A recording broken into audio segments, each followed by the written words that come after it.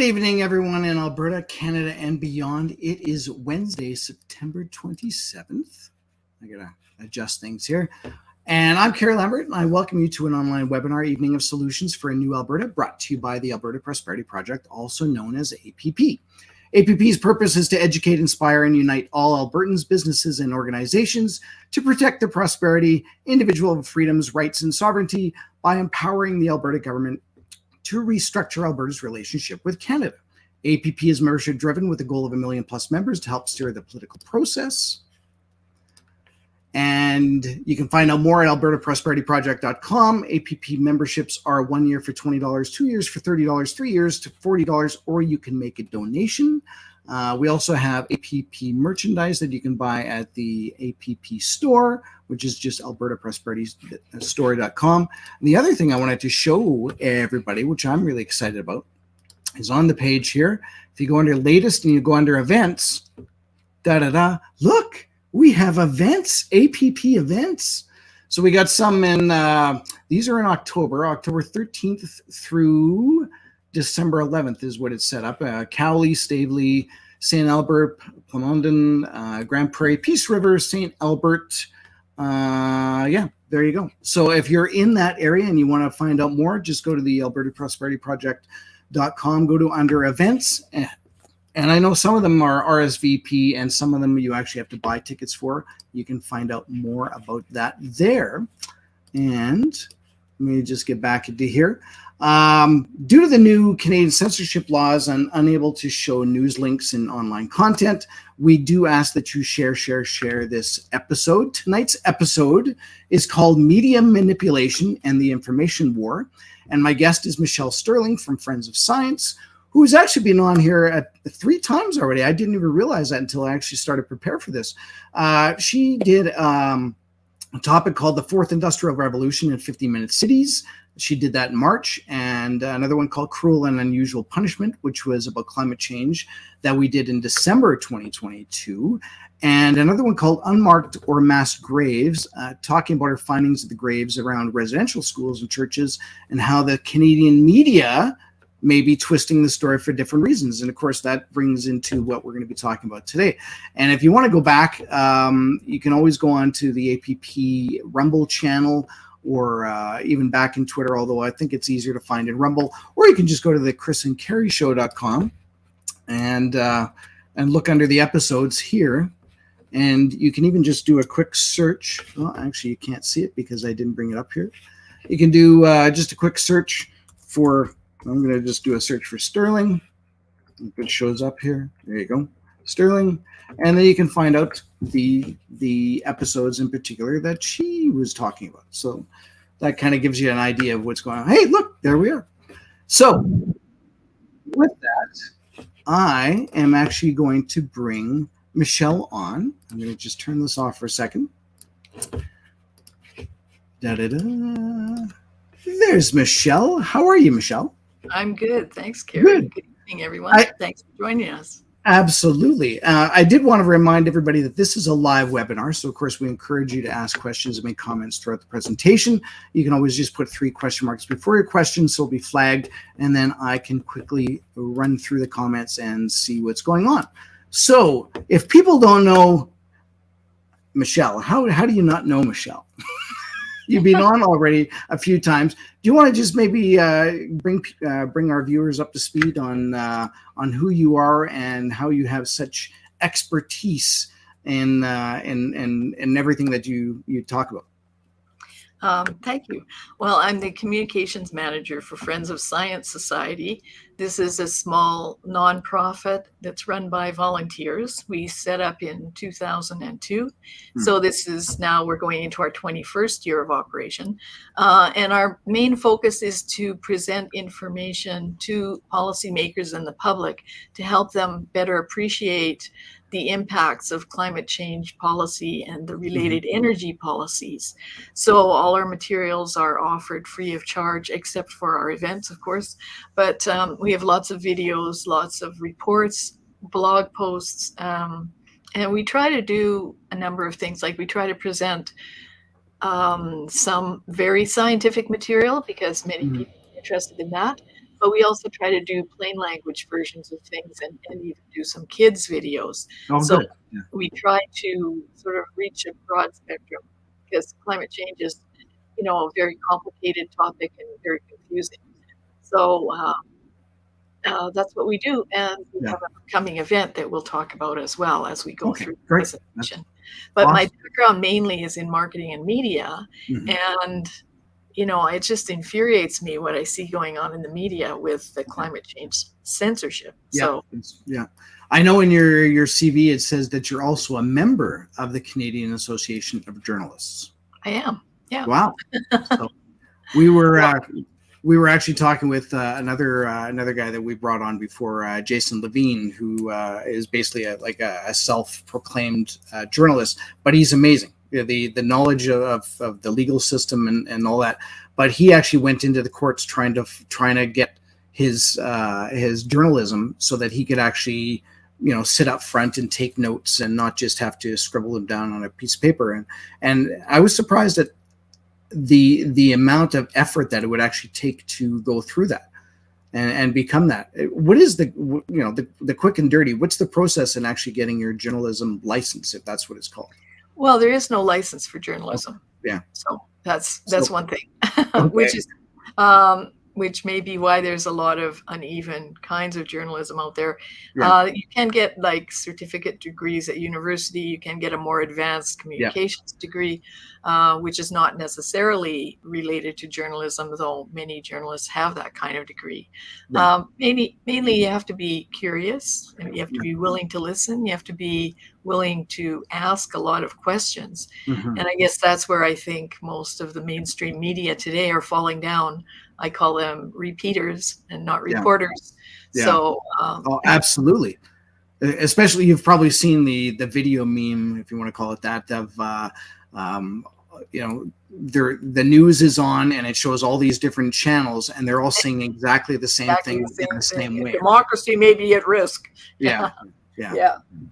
Yeah, So, exactly.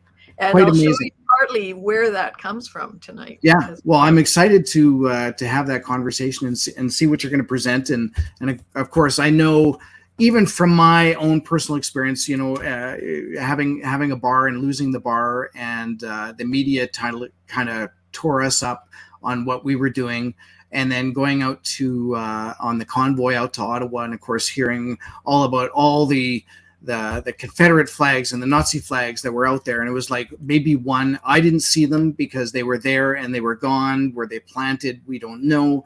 But it seems that they lock onto a story, and that's what they're trying to get through in order to do that narrative.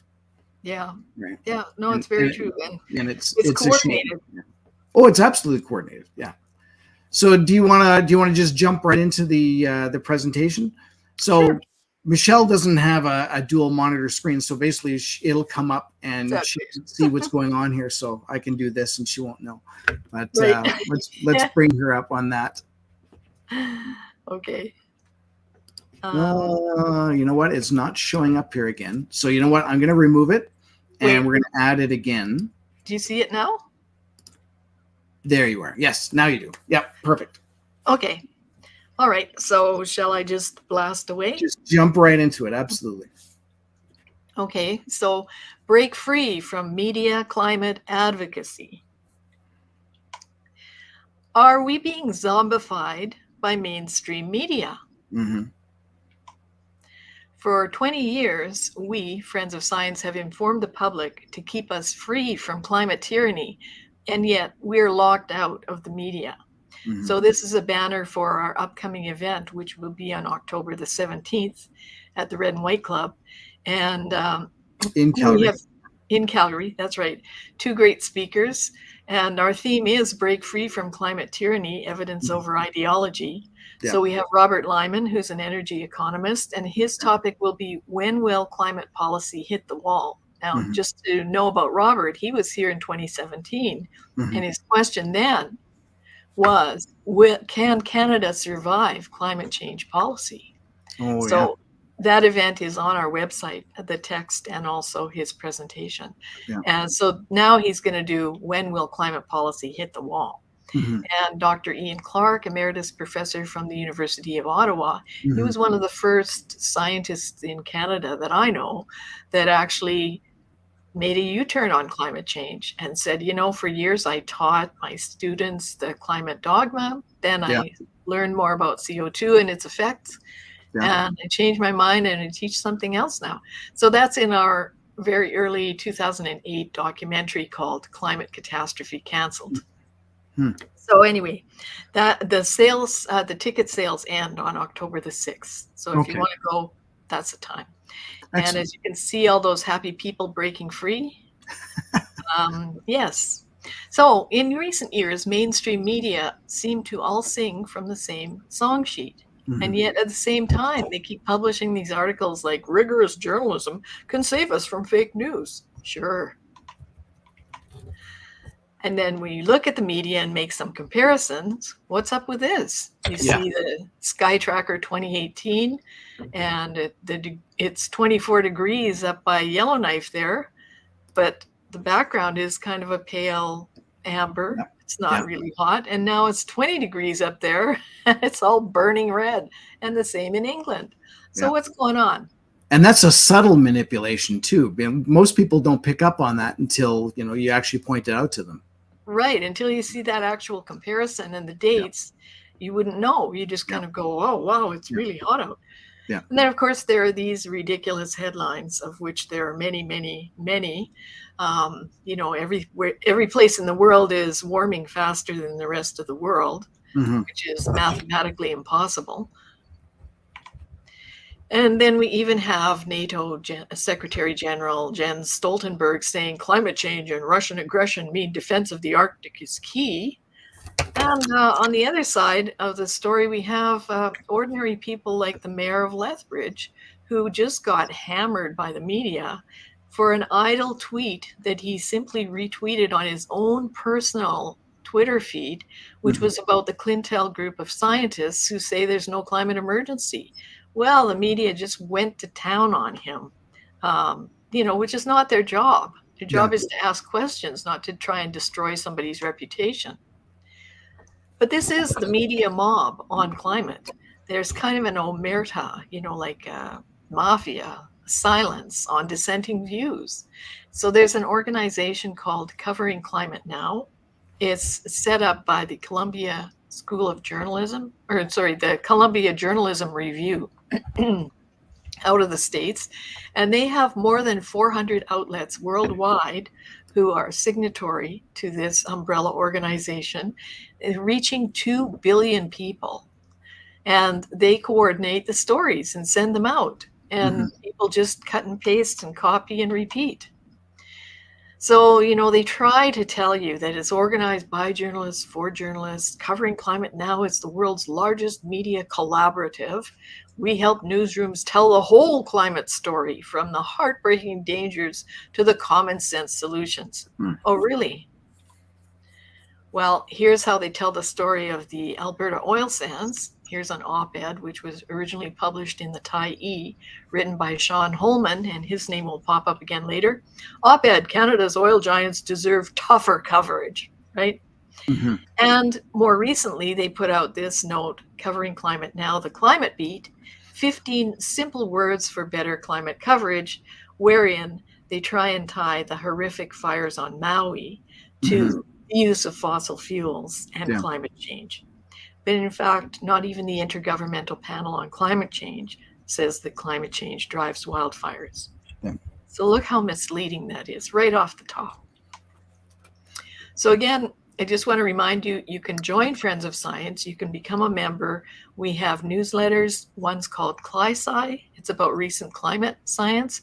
We have another one called Extracts, which covers recent sort of political events. The Conference of the Parties, COP28 is coming up. Oh, yes. Yeah. So they have all these ongoing climate conferences that, you don't sort of hear about until the big day, but they have them going on all year. So our volunteers report on that. So I was actually going to say that we had Robert Lyman on here talking about COP28. I think it was last year. 27. Yeah. He was. That's right. Yeah. That's right. Yeah, And that's right. and he was telling us basically, what they were false reporting then. So I can well imagine after a summer of wildfires, what they're going to be reporting on now. Yeah, and you'll see coming up. Yeah. So, if you want to help us out, we're going into our 21st year of operation. So $20 donation or e-transfer to celebrate our 20 years and our 21st coming up would be great. So here's what's happened in Canada with the media. This Canadian journalist project called the J-Source got together with a bunch of journalists, including the Canadian Association of Journalists, and they did a survey to find out how should the media cover climate change. So you'd think if it was a survey, they might consult with scientists.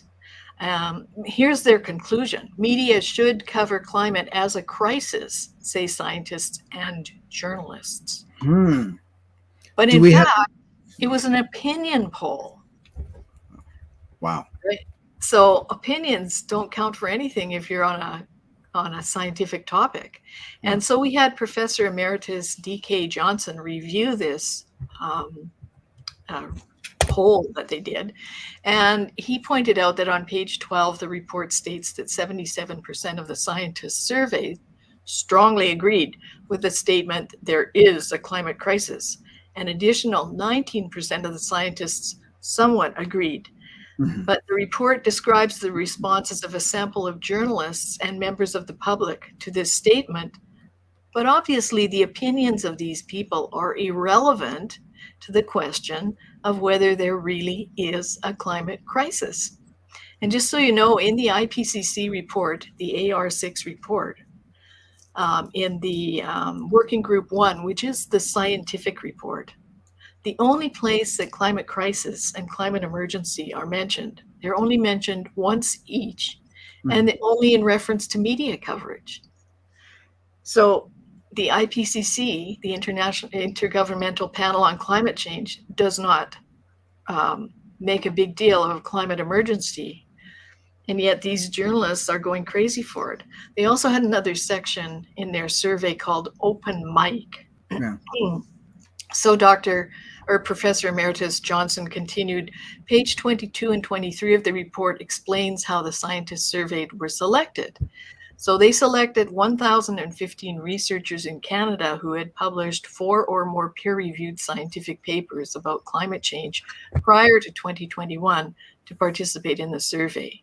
But the report says nothing about where these papers had to be published in order for the scientists to meet the selection criteria. There's a definite possibility that this original sample of scientists was biased. For example, journals that were willing to publish contrarian views may have been excluded from the outset. And if you look here at the Open Mic, if journalists are supposed to be objective and seeking the truth, look at the crazy things that they're saying. These were their comments. Excuse me. Not to be afraid of climate denying billionaires. There's actually a much larger group of climate buying billionaires out there funding all the green groups. They suggested we should use simple visual indicators such as a countdown to a day when the 1.5 degrees Celsius target is reached. Well, that just scares people, and it's also not scientific. They said that we should promote climate change to the lead item in newscasts and the front page of print and online media. Like, is that the only thing in the world? Yeah. We should ban all fossil fuel advertising. These are journalists. Tell them how much time we have left. Use a countdown clock. In other words, scare them. Cover it as an ongoing emergency. It needs daily coverage like COVID. Yeah. So was it truth or opinion? Well, of the 1,015 scientists, 143 or 14.1% responded to the survey. So we're really only given the opinions of a very small self-selected subset of scientists. Yeah. Consequently, this report provides no reason whatsoever to believe there's a climate crisis. However, the question being asked by the report is not, is there a climate crisis, but rather, should news outlets cover climate change as a crisis? Well, no doubt there are many people who believe that the first question is completely irrelevant to the second. Mm-hmm. So again, we're trying to deal here. They're dealing with perception when they should be dealing with reality. Is there a climate crisis? Show us the data. Mm-hmm. Yep. And of course, there's a group of scientists in Holland called Clintel, and I think when Jesper was here, he spoke about it Mm-hmm. Yep. a little bit. And he recently interviewed Marcel Kroc, who is with Clintel and one of the co-founders. Anyway, the Clintel group is now 1,800 signatories, scientists and scholars from around the world. And they say there's no climate emergency. And rather than an opinion poll, why not interview some scientists? And you'd think that this would be breaking news everywhere. Yeah. But it's not. So have you seen the headlines lately? This is in the past few days. These headlines say 7 in 10 Canadians are worried about climate change. Poll suggests. The Globe and Mail, 7 in 10 Canadians are worried about climate change and link it to extreme weather. So that sounds kind of disconcerting. There's only one headline here that refers to the elephant in the room. In fact, in that survey, 93% of Canadians are worried about the economy and related concerns. They're not worried about climate change. Yeah. So the energy mix happens to throw in affordability is the top concern. And that's the elephant in the room. So this is the poll that was done by Leger and the Canadian Press on extreme weather events. It was done on the 11th of September. And this is how it looks inside that poll. Again, they have lots of smoke, they have fire over here, and then they come up with these figures that 72% of the total people asked this question are worried. 27% are very worried. 45% are worried. 21% are not very worried, and 7 are not worried at all. I always question these polls because I never get asked. I'll bet you we have 242 people online here. I'll bet you 241 of them have never been asked about a poll either. Well, Leger has its own setup. Like they have a group of people who they set across the country and designated as polling people. Okay. So it's not a random poll. It's quite selective. And in some cases, it's quite accurate because of that. But it's also problematic because, they're kind of in like Flint with the company, if you like. Yeah. So here's their methodology. They said that they sampled 1,526 Canadians. Out of almost 30, almost out of 40 million. Yeah, exactly. Well, all these are fairly small samples, but they did have distribution all across Canada, age, gender, all that stuff. They do try to make a balance, right? And you can see all the details in the poll if you go online and download it. Yeah. But here's their first page. They say some of the key highlights. They first say Canadians are concerned about climate change. And then kind of in the fine print here in this square little red box, it says, despite economic concerns being considered the biggest issue facing Canada. What did you say? So they're trying to make people think that climate change is the most important thing. And wow, these are the survey results. Does that look to you like climate change is the most important thing? Not at all. Not at all. So if you add up all these things, inflation, housing affordability, economy, rising interest rates, healthcare, climate change, government debt, poverty, taxes, homelessness, rising gas prices, and other, that's 93% see economic issues as the most important. Yeah. But is that headline news across Canada? Wow. No. Look at the top 4. They're all based on economy and money. That's right. And they're all very serious issues. Yeah. So the other thing that's weird is that in the questions that they asked, and you can see that if you go back through the survey, they frame it in such a way that you assume as the person responding that I guess climate change is related to extreme weather and wildfires are related to climate change. But in fact, as I said before, the Intergovernmental Panel on Climate Change, which publishes these 4,000-page reports, the Climate Bible, does not attribute wildfire to human-caused climate change. So why would you?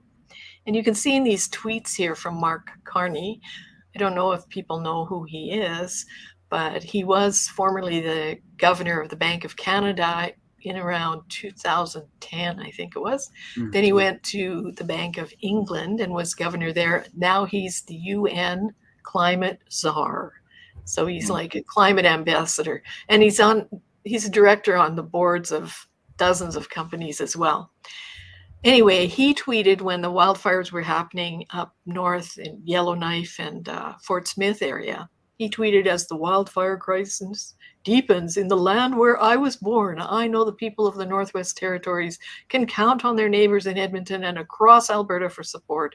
Nowhere I've been is more generous or comes together more quickly to help each other in times of great need. That's true. Alberta came through. Then he goes on to say, I know that extreme weather events today in the north and this year across Canada and the globe are the product of the climate crisis. Hashtag climate crisis. To dither, dispute, and delay will condemn more people to such tragedies.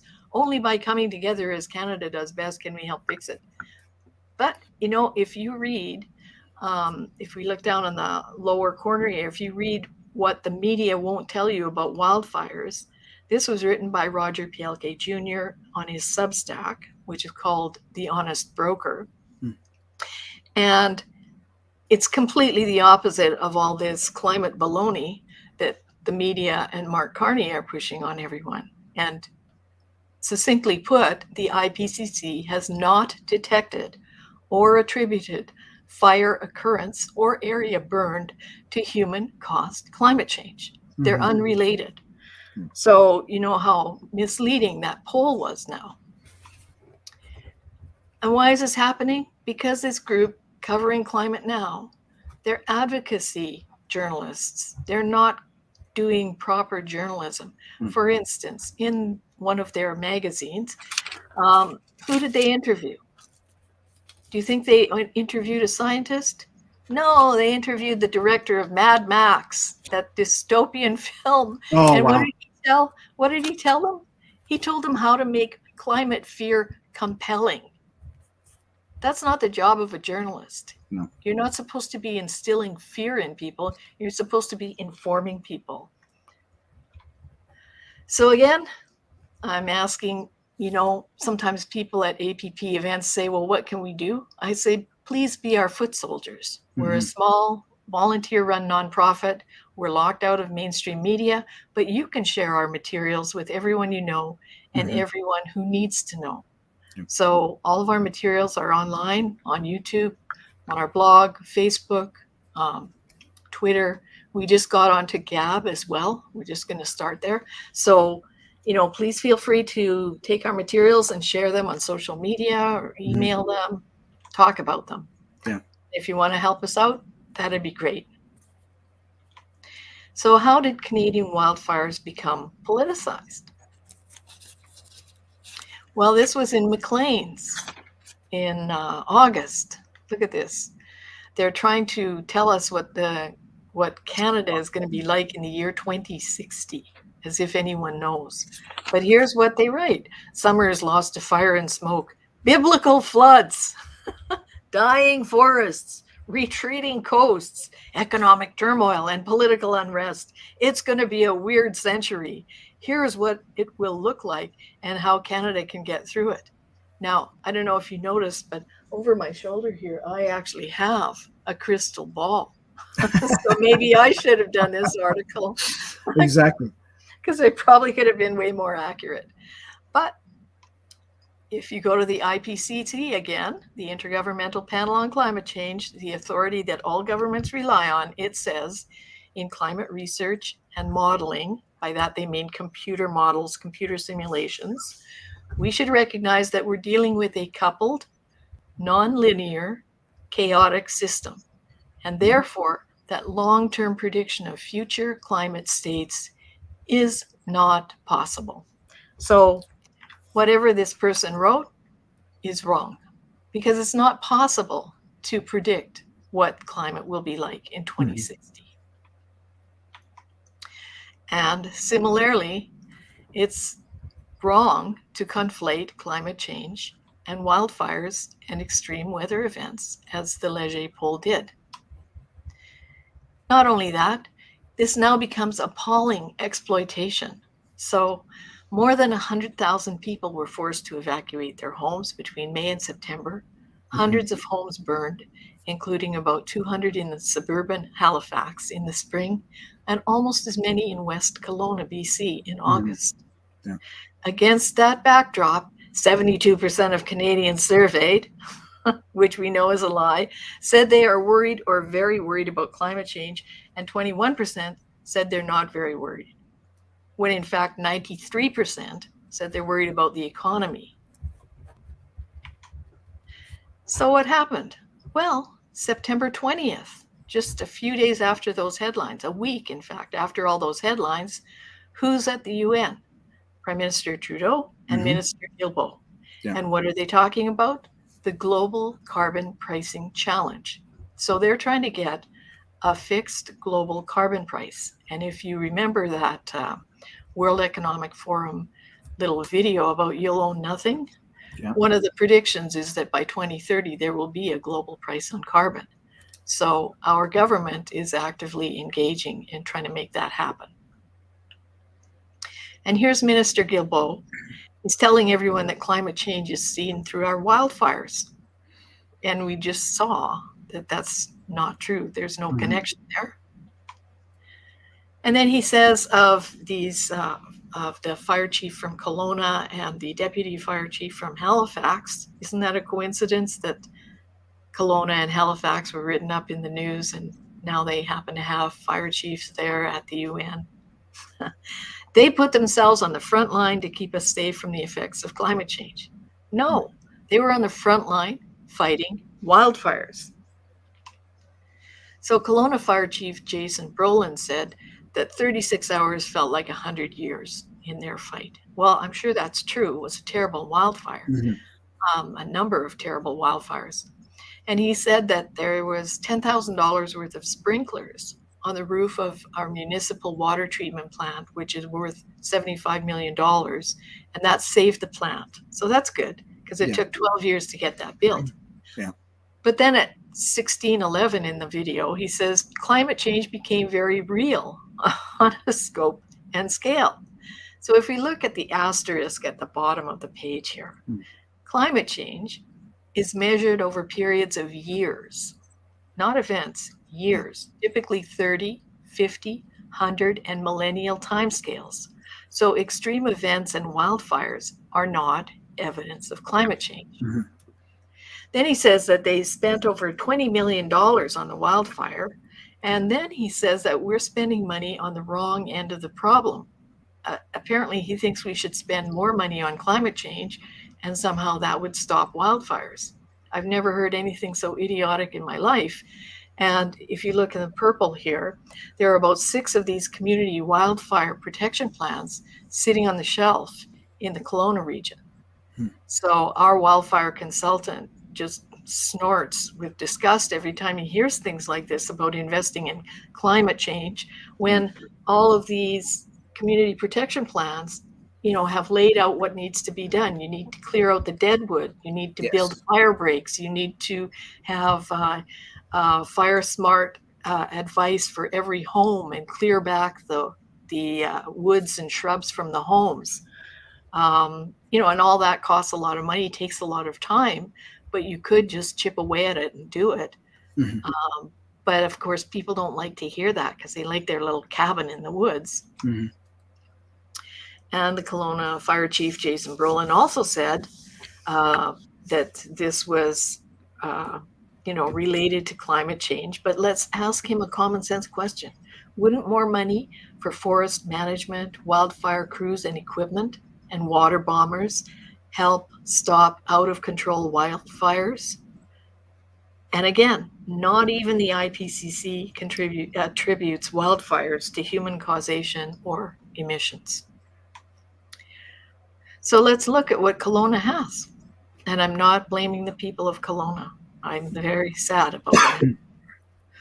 But, if you look at how many homes are in the Kelowna area, there they are, nestled right in the trees, and they're on steep ravines. So it's very hard to fight fires. And once a fire gets in there, it'll just jump from tree to tree and house to house. You can see, this is from Firewise in the US, the illustration here, but it shows how shrubs and bushes and trees should be set back from built properties. And that will really reduce the risk of having a house burned down.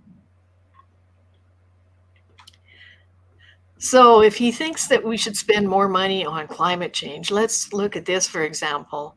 The federal government allocated $32 million to BC for fighting wildfires, but $32 billion collectively to Stellantis and Volkswagen to build EV batteries.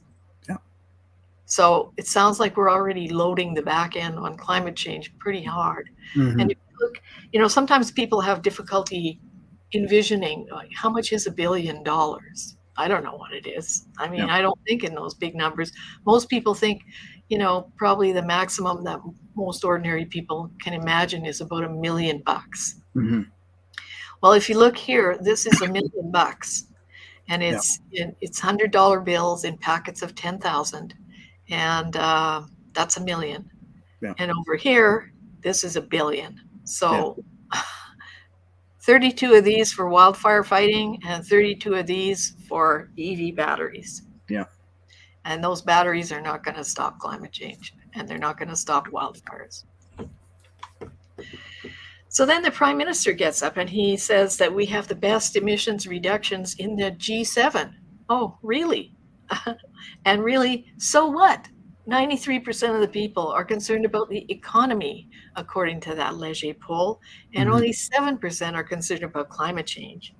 And Canada's greenhouse gas emissions decreased to 672 megatons of carbon dioxide equivalent in 2020 during COVID. So, boy, was that good or bad? Well, let's look at what the wildfires did. Whatever record reduction we had, or best record in the G7, is simply meaningless because immigration and wildfires make it meaningless. It means that your carbon tax sacrifice is totally worthless, because here you can see there was a huge release of carbon dioxide from burning trees. Huge. So if Canada's industrial emissions were 672 megatons CO2 equivalent in 2020, wildfires in 2023 contributed more than half that by August. And then over here, I don't know if people know, but there's a thing called the Century Initiative. And the government wants to up the population of Canada to 100 million people by 2100. Wow. Yeah. I didn't even know that. Yeah. Most people don't know that. And now, are they just doing immigration on that, or are they got other plans? Immigration. Yeah, immigration. That's the main thing. It's kind of a weird thing, because when you talk about it, then people say, oh, then you're racist if you don't like immigrants. Well, no, my father was an immigrant, so thank you very much. And it's just simply a matter of practicality. First of all, if you're going to talk about climate change, every person has a carbon footprint. So Darshan Maharaja, who's on Twitter, and we follow each other and tweet back and forth, he's got a blog. He's got really a great blog, lots of wonderful insights.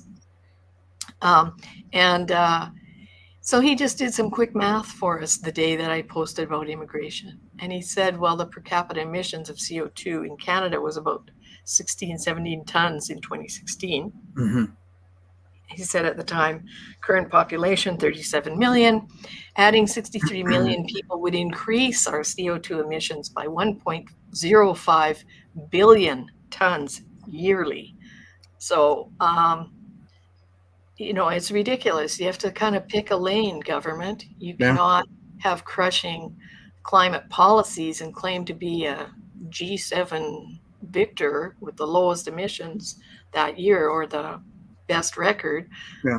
And at the same time, be both having wildfires burning down half the country and bringing in millions of immigrants, because emissions will go way, way up.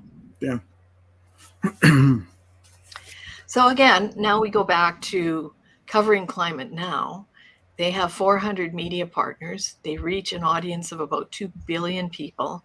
And you can see here, these are some of the Canadian media outlets that are associated with Covering Climate Now. And we'll do the repeating instead of the reporting. They'll repeat whatever blurbs are sent out from Covering Climate Now. So Agence Science Press, Asparagus Magazine, The Coast, Corporate Knights, the Energy Mix Climate News Network, Focus Victoria, Hakai Magazine, JSource, that's the journalism group that did that survey, Le Journal des Alternatives, Kingston is News, L'Actualité Magazine, that's the French version of Maclean's, and we saw Maclean's predicting the future, the Narwhal, National Observer, Planet Friendly News, Rabble, The Sprawl, Taproot Edmonton, TVO, and the Tyee. So how can we break free from this media climate advocacy? Well, there are some things that I think that you can do as citizens. You can call the media out on social media. You can use our materials, you can use our reports, our videos, our billboards, memes, our blog posts. Challenge them. You can check their funding. Most media in Canada have substantial government funding. Some offer tax receipts for your subscription as if they're a charity. And Canada Revenue Agency requires that charities provide balanced statements and net public benefit. So scaring and misleading the public, especially children, is wrong. Now, you'd probably have to get a lawyer on that interpreting the law, but it's something to look into, I think. And taking tax dollars to mislead taxpayers into ever more costly and subsidized climate policies is unethical. So you can also check their shareholders, their mission statements, their journalistic standards, and hold them to account. You might also consider complaining to the Competition Bureau if you're concerned about the apparent collusion on messaging via Covering Climate Now and the violation of fundamental principles of journalism. The job is to report objectively, not to repeat and bleat. And then, of course, there's always street theater, which worked for Greenpeace. And people might be interested in this book, Climate Change as Social Drama. It's a bit kind of academic, but it is quite interesting in that it shows that, we try to argue the facts and evidence, but these guys always win by rappelling off the Calgary Tower or, climbing up the CN Tower, getting arrested. They always get the front page news because they do this street theater. So, maybe ordinary people have to think about those things themselves. I know the Canadian taxpayers are quite good at doing, funny videos, and I think they stopped the Olympic bid in Calgary. Yes, they did. Yeah. They tried the Canadian Taxpayer Federation is what you're talking about. That's right. Yeah. And I think it was Franco Terrazzano who did a very funny thing wrapped in a Swedish flag outside IKEA with meatballs, telling Sweden, please take the Olympics. Yeah. We don't want them. Anyway, so things like that can be quite effective and not very expensive. So let's make Canada zombie-free. I do hope that people will support independent media because there's lots of good media out there. But also, even if because a lot of people say, I don't watch TV anymore. I don't buy a newspaper anymore. I never look at the, such and such mainstream media. But then that means they're still out there propagandizing to millions of people. So I think it's important that we challenge mainstream media to be objective reporters and not repeaters of climate dogma. So again, if you want to help us out, that'd be great. Contact at friendsofscience.org. Even $20 is a great donation for us. And as I said before, please be our foot soldiers and please come to our event. Ticket sales end on October the 6th, 2023, so just a couple of weeks from now. We have to stop the ticket sales early enough to get the catering order in. So that's why there's no ticket sales right up to the event. It's really a great event. It's the entire evening. The Red and White Club is fantastic. Their catering is good. We will also have tables there with some books and some bling and some mugs, and we have a cash bar. And are there sponsorship opportunities there, or yes, there are. You buy groups of 8 tickets and you get a deal or anything like that? Yes, there are those kind of deals. So if you go to our website, this banner will pop up, and if you click on it, it will take you to an information page with all that information. Excellent. So good. So that's what I wanted to talk about, and I really appreciate the opportunity to present to everyone, and I'm very happy to answer any questions. Absolutely. I've written about 6 pages of notes here. I'm not going to go through all of them, but there are a lot of comments that have come up. But the big thing, I guess, for me is why does the media manipulate this stuff? Like, are they just trying to scare people so that maybe they can sell more papers or get more people engaged in watching their videos? Like, what do you think is the ultimate goal for them to do that? Because obviously they're getting money from this, right? And that's probably how it propagates, is that they're going to end up making more money if they sell more stuff, right? Well, I think one of the things that people should be aware of, there's an organization called the United Nations Principles for Responsible Government, UNPRI. And this is it's a transnational, unelected, unaccountable organization. It's made up of about 1,000 institutional investors. That means pension funds and insurance plan funds. And they have about $100 trillion in assets under management. So they're sounds like BlackRock or a Vanguard sort of colossal group. Well, what I suspect, but I don't know for a fact. So this is pure speculation, but I suspect that BlackRock actually is a super fund related to this group in some way. I have no evidence to prove that, but it makes sense to me. Anyway, these guys, they hold climate change as their highest objective, and also their fiduciary guru is Al Gore. So why is that relevant to newspapers and climate change headlines? Well, for one thing, the investors in newspaper organizations are often these institutional investors. So we have, there is some material online about NEI investments. After the 2015 Paris Agreement, NEI investments had engagement sessions with Bell Media, with Rogers Media. And what they told them, they said, you should toe the line on the Paris Agreement. You should follow the advice of the Eco-Fiscal Commission. And we think that's what you should do. Yeah. So, if your investors tell you that, you'll probably do that. And so that's how it started. But it's also that these environmental groups are huge now. They're very, very well funded. And we have a set of 4 green reports, we call them, on these environmental charities. They have more money than all the political parties put together. Yeah. So they're very, very powerful. And they have had sessions like before the 2015 election. The top 14 ENGOs in Canada sat down with media influencers and journalists and sort of set the messaging for the election. So, we are intentionally cut out of the media, and these ENGOs, sometimes they are co-funding media campaigns like Tides, which is now called Make Way. But before the 2015 Paris Agreement, they funded 6 months of special articles where they claimed to have no editorial control whatsoever. Yeah. Right? And it was all scary stuff. So obviously there's a lot of money sloshing around there.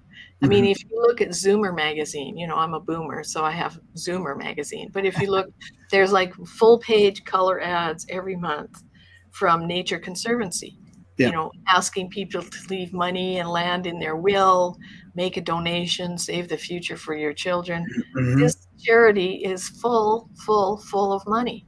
So money talks, and, you know, small volunteer-run nonprofits don't get much of a voice. No, that's true. So that's my point, is that behind the scenes, there's this big money flow, and a lot of these big institutional investors are also deeply invested in ESG projects and renewables. Yeah.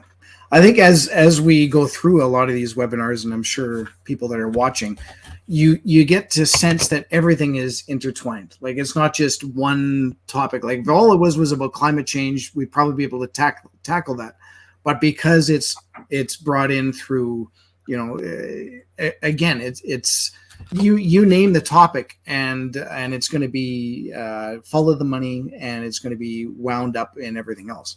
One thing, when you were on here a few months ago, we talked about the Paris Agreement, and a lot of people don't realize that even though Canada signed for the Paris Agreement, we could walk away at any time. Yeah. Right. Yeah, but we've got legally binding. No, and we've got a prime minister that is basically saying, no, we're gonna.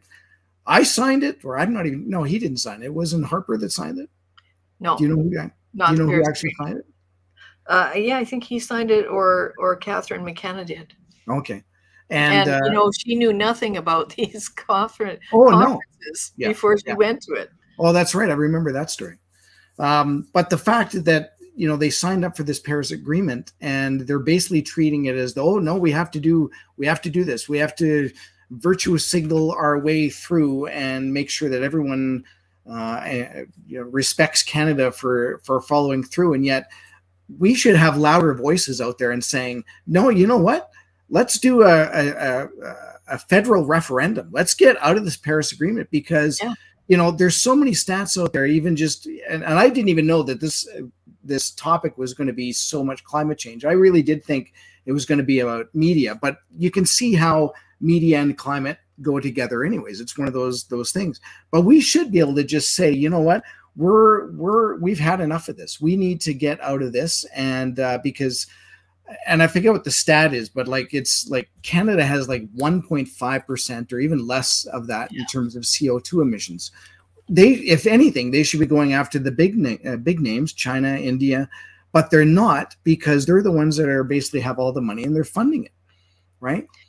Well, China and India see the way that the Paris Agreement, well, it's not the Paris Agreement. If you go back to 1992 and the Rio Declaration and the United Nations Framework Convention on Climate Change, that's the political structure. They split the world into the developed nations and the developing nations. So even to this day, China claims that it's a developing nation when it's actually hot on the heels of the US, we're the largest economy in the world. Exactly. Yeah. So they say, well, we're on this developing list, so we don't have to participate. What are you talking about? And also countries, they're planning to put together this $100 billion green fund for developing nations. Well, Saudi Arabia is part of the developing nations. They could technically apply for money from that 100 billion. Where is the 100 billion coming from? It's coming from you. Yeah. Follow the money trail. And as we've gone through the last couple of years, again, I've said this already, but it kind of opens your eyes as to exactly what is going on in the world and how we've basically just been complacent. We've been sitting back and assuming that the politicians and everybody knows what they're doing. And, you've heard the term, the Great Awakening, and maybe this is the Great Awakening, that we're waking up and saying, look at all these backdoor deals that are happening and backroom deals. And we should really be looking at this and trying to put a stop to this, and getting a hold of our politicians. But as we go through even these, we find that it's not necessarily just the politicians, but it's the bureaucrats that are really the troublesome ones, because they're not elected. They just end up getting into those managerial type of positions, and then they sit there and they get their money or whatever, that their incentives in order to do that. So even if we change the government many times, and we've witnessed that, you change from conservative to an NDP and then back to conservative, stuff still happens because we've got those people in those places. So the government is that top level, and it's kind of, I almost say it's superficial with a lot of the stuff that we should be telling them to do, because they can only do so much, right? And we've again seen that even with AHS and Daniel Smith coming in and firing the board. Well, that's great. She stripped the top layer off, but there's about 10 more layers through that we need to get rid of before we actually make some change. So yes, and you have to realize also, like, not only are these union pension funds invested in a lot of this stuff, yes, but they also, like, CUPE runs an in-house climate workshop with all kinds of wrong ideological baloney in it. The Ontario Teachers Pension Plan, I think it's one of the richest pension plans in the world, is invested in renewables and carbon markets. At one point, they were owners of wind farms here in Alberta. I don't know if they still are, but there seems to be kind of some back scratching in that, like, I'll buy a wind farm in your province and then you'll buy a wind farm in my province. And again, this is all related, I believe, to the United Nations Principle for Responsible Investment, to that organization. And, they're just so powerful because they have so much money. So then they also can influence banks. So,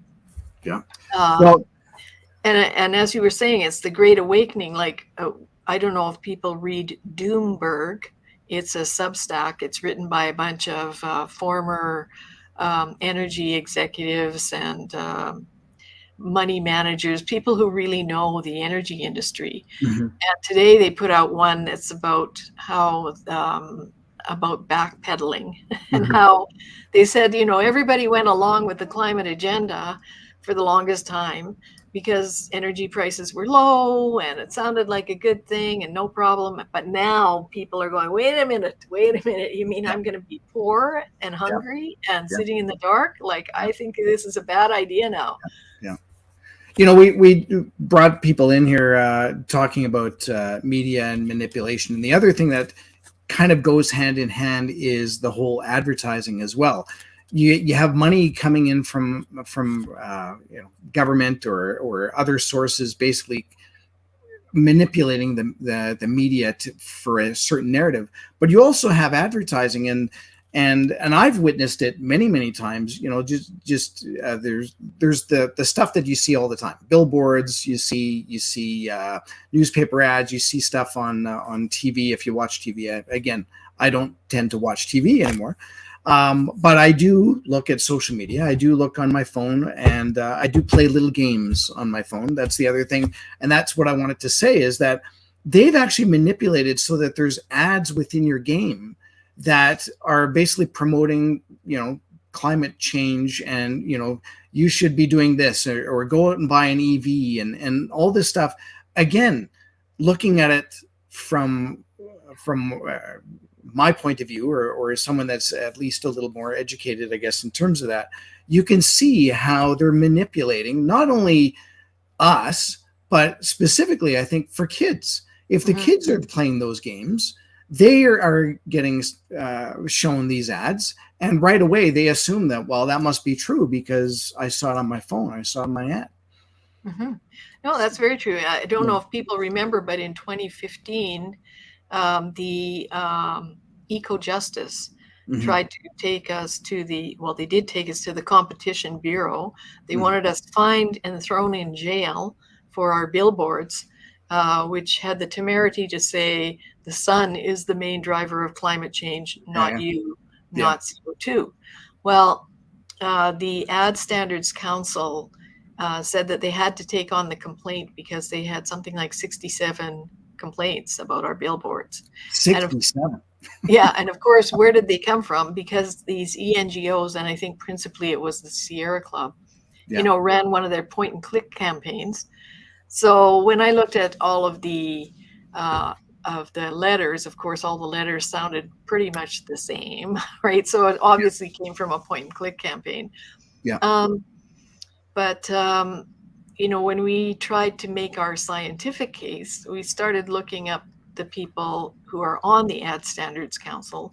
And of course, they're all corporations that are heavily into the climate agenda. Mm-hmm. So, of course, they voted against us. So we don't use that ad anymore. Yeah. But and the Competition Bureau did not find that we have deep pockets. That was one of the claims, that we were a proxy. All these foreign-funded ENGO charities, right? They're all proxies for somebody offshore. Yeah. But they tried to make the claim that that's what we were. We operate on about $150,000 a year. Yeah, like pennies compared to $50 million in their bank account. I think at that time, I think the David Suzuki Foundation had $19 million in revenue, and they have some kind of an endowment fund that pays them in interest every year more than our annual budget is. Wow. Yeah. So. Yeah. Again, we've said this before. Follow the money, and it's not whether you're true or not. It's whoever has the largest money that they can throw at a certain cause and manipulate people to know that. And again, so what is the solution with that? And one of your last slides you actually showed, and it was you had said in my notes here. Call the media out, right, and challenge them, and then see where the money is coming from, and if there's shareholders, where are they coming from, and yeah, I think that's kind of all we can do as individuals, but of course, as a collective, our voices are stronger, and again, that's kind of the whole reason why we do these webinars for APP, because APP really does have a solution, especially when it comes down to climate change, because it's not the provincial government that seems to be pushing this. It is the federal government that's pushing this, right? And we do have a premier that's currently said so far that she's going to say, no, enough is enough. We're going to hold off on this. We're going to deal with our electrical grid. We're going to deal with those resources. But the federal government is saying, no, you have to listen to us. And again, there's a lot of stuff that is under provincial responsibility or their territory. Resources is a big one. And so if we can control our own resources and shipping, getting electricity to other points or doing pipelines and make it our own responsibility, then that solves the whole federal, the government overreaching and basically trying to screw us out of our resources, right? Right. I see one question here with Michelle Bisson is saying, why do I think that Daniel Smith is so obsessed with net zero? Well, I would go back to what I said about the UNPRI and the power that they have. These are institutional investors. They invest all over the world. And if the world's financial institutions and frameworks are set up for net zero, then in order to attract investors, you have to be able to make your case as to how net zero could work here. Now, according to the federal government, the definition of net zero is that an industry would not put more carbon dioxide into the atmosphere than it removes in some way. And removing could be through planting trees. Yes, it should be. Offsets or some mechanical methods such as direct air capture or carbon capture and storage. So, a lot of those things we already are very good at in Alberta. So I think that it's easy to make the case for our industries on that basis. And it's one way to draw investment, even though ultimately it's a dumb idea. And what we see now in the UK, for instance, Rishi Sunak, the prime minister there, has done a complete U-turn on green policies, and they just gave a go-ahead on the, what's it called, the Rossland. I can't remember the name exactly. Rossland, Rossford. There's a big oil and gas play up in the North Sea. Okay. They just said, yeah, let's do that. Yeah, we want energy.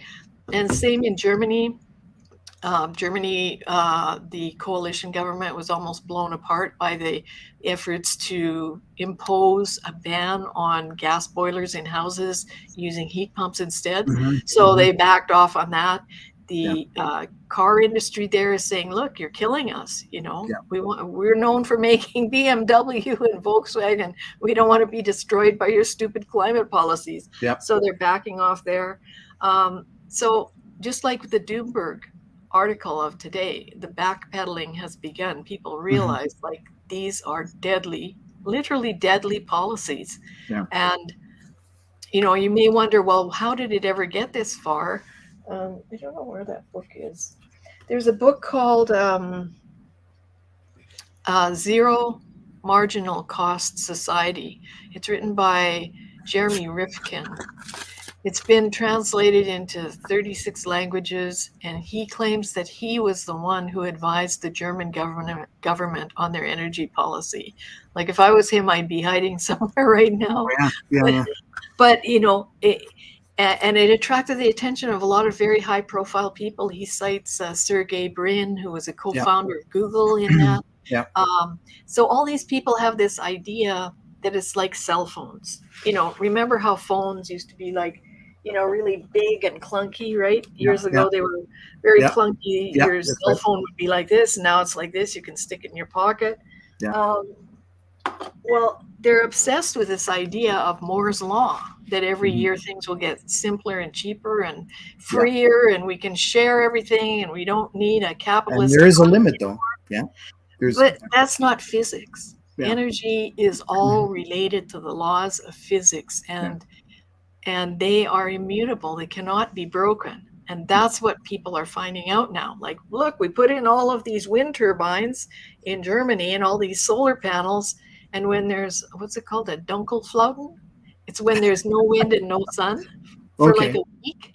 Oh, yeah. All of a sudden they're like, Nothing they're like this. They have no power.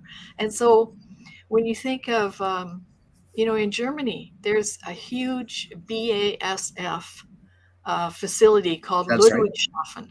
That's right. It employs about 30,000 people. I think it's something like 10 square kilometers in size. I could have that wrong because I'm not that great with numbers. It's huge. I know it's huge. Huge. And they make about 20,000 different kinds of products. So they take natural gas, lots of it, and that drives the power for their operations. But it's also what they call the feedstock. So all these different products are made from natural gas, different kinds of plastics and resins and thousands of products. But they used to rely on gas from Russia. So that gas isn't coming to them anymore. Nord Stream has been blown up. They cannot operate this facility anymore. So they're shutting it down. Actually, they're gutting the industrial heartland of Germany. Wow. See, I did not know that either. Wow. Yeah. And in fact, when the war started, or the conflict, shall we call it, between Russia and Ukraine, like by April, which was a couple of months into the conflict, they were already saying, look, we may have to shut down operations.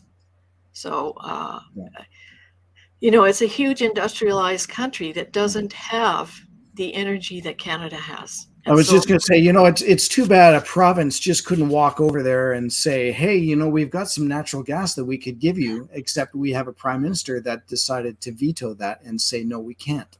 Yeah, that wants to give you hydrogen. Yeah. Which is a loss at every stage of production. And which they could make themselves. They have nuclear reactors, so they could use the waste heat from the nuclear reactors to drive the process, which is actually, I understand from someone that this is being done at the Bruce nuclear plant, that they're using the waste heat and the waste energy to make hydrogen. So great use of it. Yeah, well, because that's how they're deriving it out of natural gas as well, right? So I'm gonna get to some of the comments here and again they were obviously brought up as your presentation was going, but I think they're all valid comments. I think forest management or mismanagement is key. Basically fires, not about climate change. And we talked about that. We talked about the underbrush and how they could better management. And I totally agree with that. It's the fact that they're trying to save money here and they're not actually being responsible enough or responsible stewards. And that is a good portion. And they're probably going to end up with more fires in the coming years because again they've been doing all these cuts on forest management. And you probably heard the story about in Banff, they actually had some people that were not as experienced this year. And they went in to do their, what do they call it? Controlled burn. And it got away on them. Yeah. Right. And again, so not only is that an issue with mismanagement of how to do something and just not having the experience to do it, but if you want to throw that card in there, there's also diversity and DEI. Diversity. A women's firefighting. Yeah. Right. So there's again all this stuff that is interwoven and the problems that can have with that. Yeah, just related to the comment that person had, we have to realize that in Alberta and BC, we have 18 million hectares of standing deadwood from the pine beetle. And that's been standing like for a decade easily. So it's really tinder dry. So that's why a lot of the wildfires just whoosh, took off. But that's good, actually, Mother Nature recycling. But the thing that's really crazy, and we have videos about this regarding wood pellets. Of course, the ENGOs and the climate activists do not want this deadwood being turned into wood pellets, even though it would be a great idea and we'd be paid for it and it would create jobs. But they think that it's bad because sometimes you cut down other trees. Yeah, because you can't go in and cut them one by one. No, well, that's you right. can, but it's not economic. So yeah. And, by the way, we also do have 2 explainer videos on our YouTube site. One is about the Maui fires, which are, incredibly tragic. Unbelievable. The other one is about Kelowna. So both of those have some explanation, and the material is from our wildfire and forestry consultant. Okay, that's great. And again, another comment, the only climate change that's happening is what they've been creating. Again, the problems that mismanagement are doing, right? So this one here is, Len says, I was reading on my weather app that there is a growing El Nino in the Pacific. As we know from previous events, we have warmer than usual winters in Western Canada. How are they going to spin this one? Are they basically going to say that this is part of climate change and that we're going to get warmer winters and who knows what happens in the spring if there's going to be another fire? Well, there will be spring fires because there always is. May is the biggest wildfire month in Alberta, certainly, because it's that shoulder season between the winter snow and the spring rain. And we never got spring rain this year, which made it much worse. But all the biggest wildfires in Alberta's history happen in May. And so we will have wildfires in May next year too. For sure. Now about the El Nino, this is a natural phenomenon, and there's actually some very interesting evidence that is caused by, or partly caused by, subsurface volcanic activity. So we have a couple of items on our blog by Professor Wis Yim, that's Y-I-M, who studied this quite a lot. So this is where the ocean gets warm. Like for the past 3 years, we've had La Nina, which is a colder cycle of the oceans. But what that meant for Alberta especially is that the soil was very, very dry. We had low precipitation, which also exacerbated the wildfire risk in the spring. So, who knows how they're going to spin it, but they'll find a way. For sure. The other one here that I saw. Thank you. Yes. thanks, Michelle, for putting that up. Yes, we are also on Odyssey. So we are on YouTube and on Odyssey. Thank you very much. So here's a comment. I don't know anything about this, but I thought I'd throw this up. Judy says, I saw in the news tonight that in France, there is an international court case running by 11 to 14-year-olds about climate change. How will this affect countries if they win? Do you know anything about that? I'm not sure that I know about that particular case, Yeah. but I know there is one case that has been launched by Vanuatu, which is a tiny little island state out in the middle of the Pacific. And they took some young people there took a court case to the International Court of Justice. And the UN General Assembly actually forwarded it on for an opinion. So they now this one sounds like this is actually a real case that's gone to court. And there are a number of these kind of youth climate cases all over the world, funded by these green billionaires, wasting a lot of time and money in court. We've had a few of them in Canada. We've got a 4-part video on our YouTube channel, which is called Debunking Eco-Justice. And it goes through all the funding behind these. So, it's weird that we can't get them, dismissed or shut down for all the conflicts of interest that are involved, because it's obviously not a real case. Like, again, it's predictive. You can't go to court and say, my life and liberty is at threat because of this Maclean's article that shows us that in 2060, the world will be horrible. Because court cases are based on evidence, and evidence is now. It's in the present or in the past, but it can't be in the future. But they keep letting them go through court, probably because it's that go along to get along attitude. And of course, they use children because, like with Greta, if you say anything rational about it, then it's like, you're terrible. You hate children. You're mean. I know. You're a bully. How to spin that? Yeah, exactly. So a few other comments about the forest fires. Biomass energy plant shown by Michael Moore burned trees and tires. How green is that? Again, it's that's basically what India was burning, and they were in such an energy crisis that they would practically burn anything. Yeah. Well, that's what people do in Poland. I think last winter they were burning garbage to keep warm. But, biomass, I don't have a big problem with biomass because why not use it? Otherwise it'll just burn up in the forest. And of course it does grow back. It's one thing though, if you're clearing live, rich forestry to turn it into biomass, that doesn't sound like such a great idea to me. But if you're clearing out 18 million hectares of standing deadwood of pine beetle trees, please take them. And actually, there's a guy on Substack called the Hot Shot Wake Up. He does a lot of good podcasts about wildfires. But one of the things he tweeted to us one day was that all the forests in Alberta and BC are going to be in much better shape over the next decade because of these wildfires. Sad as it is, really. I mean, a lot of people suffered a lot of damage and distress. So,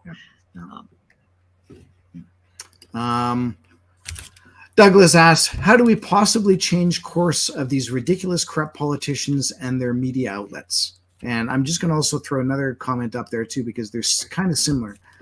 Cora asks, how do we hold the media accountable when every time we try to have our voices heard, they demonize us, call us names, and then publish outright slanders about us? Well, I think you have to counter back. We run into the same problem all the time. We had Facebook take down our ads, which were for Donna Laframboise event where she was talking about free speech.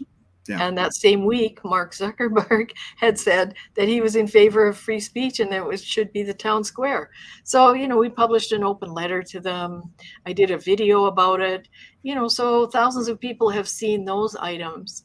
So we know that we communicated with a group of people and we raised their awareness.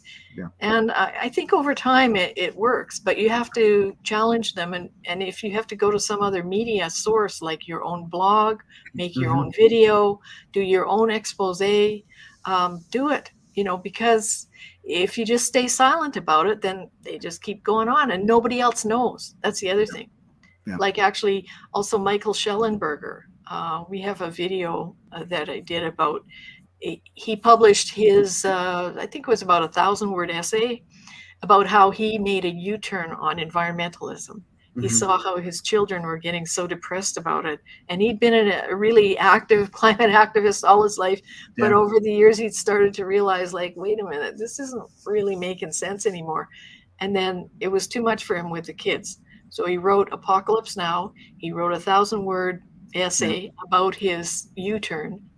And Facebook marked it as misinformation. So it's his own personal story. And also, one of the people who claimed that his scientific material was misinformation was the same scientist who had given him a very favorable review on Amazon. So, once you expose these things, then you show how ludicrous they are. And it brings down the, it's like in The Wizard of Oz, it's pulling back the curtain. Yeah, exactly. Yeah. Cora says, and I love this statement, getting a work bee together to get rid of the underbush and dead wood out of public areas may not be a bad idea either. Everyone can benefit by having firewood for the winter as well. That sounds like an absolutely amazing idea, except you can't do it because we have a government that has so many. You would need permits to go into there. If you even had to go in and try and fight a fire, you couldn't go in there. They won't just allow the average Joe. You actually have to be certified and all that. And so that's the sort of situation that we run into. Even with these are great ideas. And I would applaud you to be able to at least attempt to go through and do that. And maybe you can go onto some private land and do that. But I know if you went into provincial or federal, like if you went into Banff and decided to pull out all the trees from there, oh yeah, you'd have game wardens and stuff all over you. Well, I think though, if you look through all the Fire Smart guides, they have Fire Smart guides for communities, for individuals. Yeah. And I think that there is something to that. And that's one of the things that our wildfire consultant always says too, like whatever happened to the community, because that's the first level response. So I think there is something that people should try to do. Go to your local authority, whatever it may be, the county, the town, the fire department, and create an organized work group and work plan. And do start doing some of these things in coordination with them. Because, as you said also about having firewood for the community, that's very true. Like our wildfire consultant showed me some pictures of a remote Aboriginal community, and they had cleared back a lot of the wood or the trees from the village and then carefully cut it and stacked it, and they had it in these outdoor bins. So that the elders could just, walk down the street and pick up some firewood and take it home. Because a lot of those remote communities are still using fire, wood burning stoves. So I think that people should try that. Like, it's frustrating probably, but if you don't.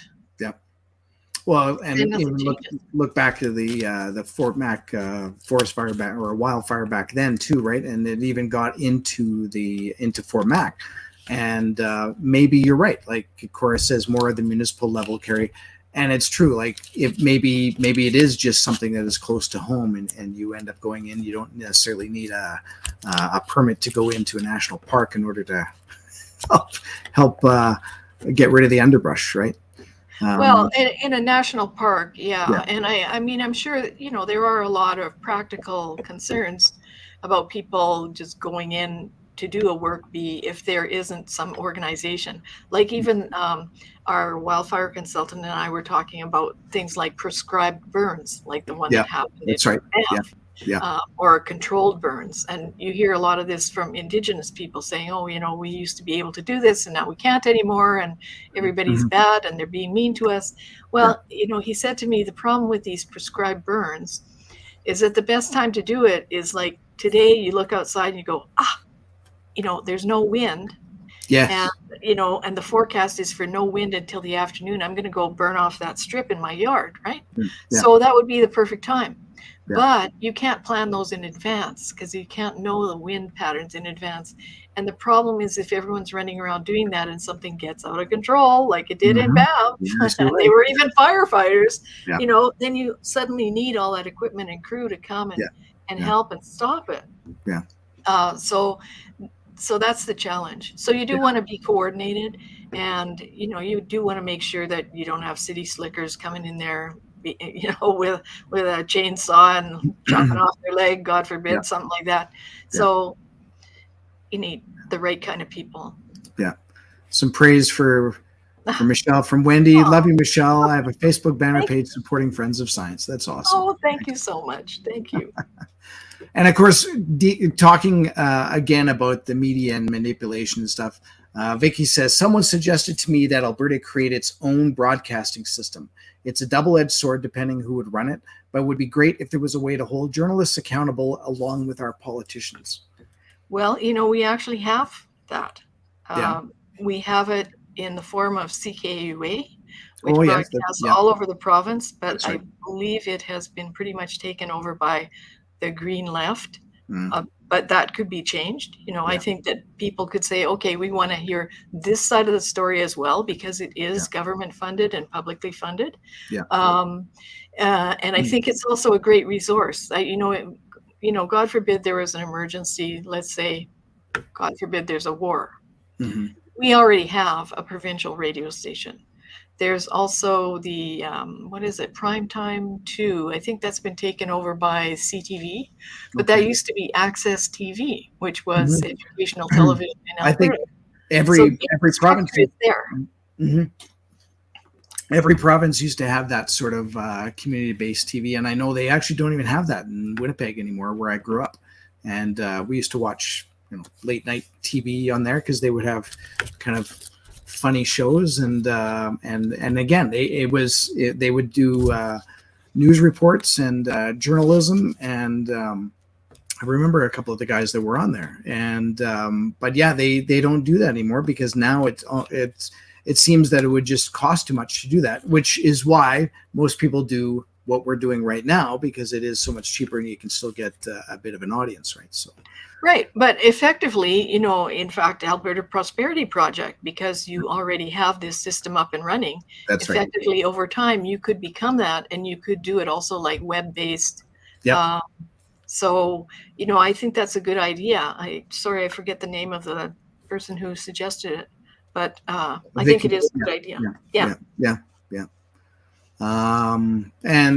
We're gonna wrap things up here pretty quick, but I just wanted to touch on a couple of things here. Let's see. Johnny Freedom says, Michelle is awesome. Glad you're still rocking, Michelle. I've been a big supporter for years, although I lost track of you a bit over the government COVID debacle, but I digress. I appreciate your efforts and freedom of speech. There you go. Awesome. Thank you, Johnny. I think Friends of Science. Friends of Science. What? Freedom of speech. Look at that. I'll go with freedom of speech too. That's where my mindset was. Well, that's better than the alternative. Oh yeah, I know. I to change gears. If it was the other show, I would probably have said that. And something just off topic here. Bonnie L, is Alberta Prosperity Project a registered charity? No, we're not a charity. We're actually a society. We're a group of like-minded individuals, and that are basically advocating for a referendum on independence, and basically to make Alberta more prosperous.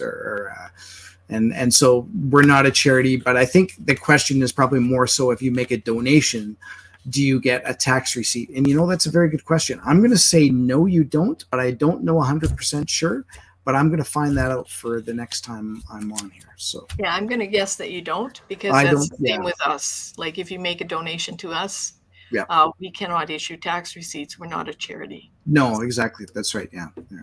And just a little bit more praise, just because we like doing that. Thank you for education. Stay safe. Thank you for your show. There you go. No, you would not get a receipt. Yes. Valerie says no, you would not get a receipt. So there you go.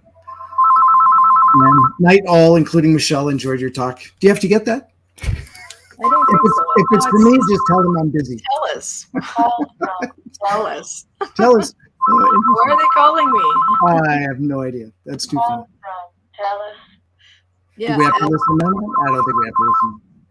I know my phone did that the other day when I was doing something and it rang off, so I had to go mute onto here. Anyways, so with that. Someone was just saying, is Alberta Prosperity Project sufficiently objective to be a provincial broadcaster or something like that? Well, if you look at CKUA, I think that you'll find that their slant is rather more left and green.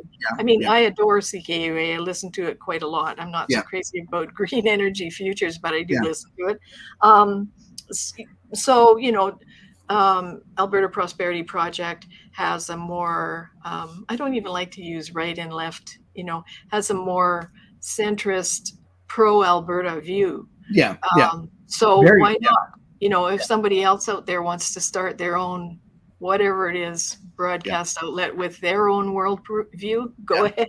That's right. Yeah. So. And really, that's what it would come down to, is even if we did our own media, I think we would still be promoting the APP message, which of course is, a better deal within Canada or out, and that's kind of what we need to have that conversation. And of course, even with the Alberta pension plan, which was just announced by Premier Smith the other day, and they're just talking about it. They're not doing anything. They're just giving information out. There'll be lots of bickering back and forth, lots of information, and then eventually there will be a referendum, at least if it gets to that point. And that's the whole idea, is that we don't have enough referendums in Canada. Like, we should have federal referendums, we should have provincial referendums on things that matter most to Albertans. They basically have these down in the States. Again, they don't really necessarily call them referendums per se, but they do vote on practically everything down in the States, right? And it seems here the only time we vote is when we're voting in a government. We actually don't have a vote to say, no, we want taller trees in our yard. How do you do that? Well, you got to go through a process, but it's not a referendum. It's not a vote, right? And at least this way, the idea behind APP is that we could do these referendums on practically anything if you wanted to. But I mean, the idea would be on big topics, and of course, pension plan would be one. If we wanted to do our own taxation, if we want to bring our own police force in, and there's all those things that we deal with on APP, and we try and educate people through the webinars, of course. So. And also one thing, Friends of Science advocates for open civil debate and full cost benefit analysis on these types of policies. And just think about that. If we had open civil debate on all these things and full cost benefit analysis, and then a motion was made to accept or reject things, that should be the norm. We shouldn't even have to absolutely. That we advocate for this. This should be the norm of public policy on all these issues. And the reason why things are so askew is that all these policies have been slid in behind the door, or green crony capitalism.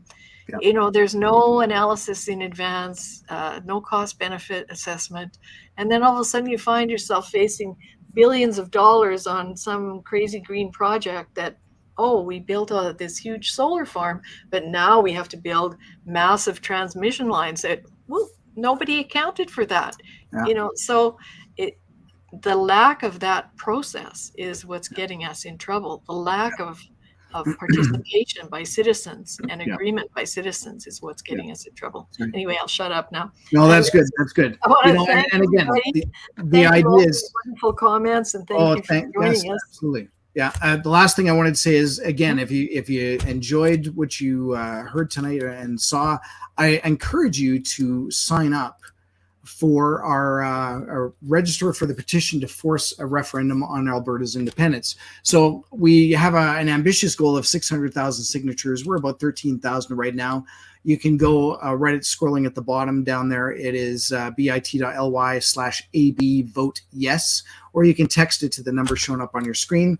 And all we're asking for is just a bit of contact information so that when the writ is dropped, or basically something that says we are going to go to a referendum, we have your name and contact information right away. So the idea is a referendum has to take place within a certain finite amount of time. And I think it's either 60 or 90 days. But either way, if you can imagine, we're trying to get 600,000 people in order to force a referendum. It's going to be rather impossible to get that number within 60 to 90 days unless we have people signed up for it. So this is kind of what we're driving for here, is to be able to do that. So again, if you can, go to bit.ly/AB vote yes and sign up. It costs nothing. And honestly, it's just a matter of getting a contact information, and you're not really compelled to actually go ahead with it, but it would be nice to at least get that number up so that we know that when the referendum time comes along, we do have numbers in support. So that's kind of what I'm talking about there. And with that, I'm going to say thank you so much, Michelle. Thanks. Always wonderful to have you on, and great insight. And yeah, we will we'll definitely have to get you to one of our events. And speaking of events, I'm just going to go back here and show the events page again, just to remind people, if you didn't see right at the beginning, we do have up on our albertaprosperityproject.com events page, and we've got a few events coming up, which is great in Alberta. These are part of a tour and chapter events, and there's going to be more of those. Again, people get busy during the summer, and now that the summer is definitely over, I'm sad about. But I'm definitely, I know I'm not a sweater weather guy. I'm a shorts guy, so I like it being hot. Why do I live in Alberta? I have no idea. Because it's a beautiful place. What are you talking about? It's the best place in the world. That's why you live. I love Alberta. I absolutely do. I said that more in jest because it never gets hotter than 32 degrees. But 32 is still nice for those 4 or 5 days that it does have. You got to go live down in the hat. Oh yes, but then I got to deal with the wind too. Anywhere That's in right. That Lethbridge to Medicine Hat corridor. Yeah, but you're right. It's much hotter there. One day the wind stopped and everyone fell over. Because they're so used to doing that. Yeah, that's true too. And we do weekly webinars, of course, like this every Wednesday with new speakers. And I know Sean had posted who was coming up here, and I wish I had tagged it. I can't even do a quick search for it, but I know it's going to be great, and I can't even look. Oh, Wendy's going to give us some of her lotto money. Thank you. Oh, there you go. Yes, perfect. Excellent. We love it. Thank you. Yeah. So we will see you next Wednesday. Actually, I'm not on next Wednesday. I'm actually taking a little bit of a break next Wednesday. More of a mental break too. So, but I know Sean Hamilton and Dennis Modry will be the host next week. So they've got a big wealth of information between those two. So yes, Gwyn Morgan. That's yes, you're right. Exactly. I just saw it pop up. Yeah, perfect. So, and and that's how we're going to wrap up tonight. Thanks again so much for coming out, and thanks for again sticking online here for an hour and 40 minutes. It's always great to have that conversation. So with that, you guys have an amazing night, and we will see you. Hopefully see you next Wednesday. I won't be here next Wednesday, but I'll see you the Wednesday after that. But make sure you show up here next Wednesday. Thanks again. Okay. Good night. Thanks, everyone. Good night.